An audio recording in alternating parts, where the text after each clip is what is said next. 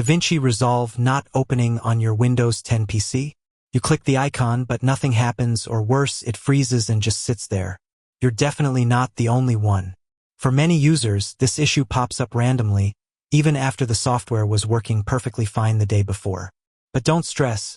Today we're covering the quickest fix that actually works for a lot of people. And no, it's not some deep registry hack or full reinstall. It's just a proper system reset. With a twist.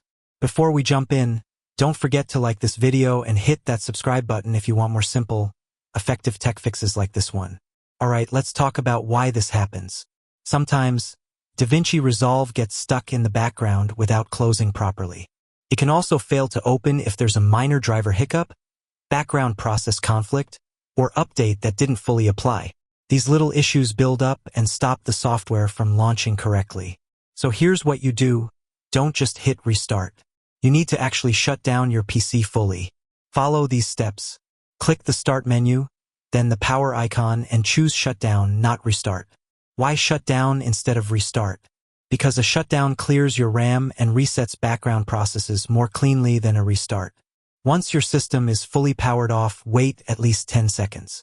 This gives your system time to fully flush everything, including anything DaVinci left hanging in memory. Now turn your PC back on and launch DaVinci Resolve again. In many cases, the software will now open normally, just like magic. Still stuck? You can also try right-clicking the DaVinci icon and selecting Run as administrator after rebooting.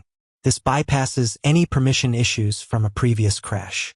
If this method helped you get back into DaVinci Resolve, hit that like button and subscribe.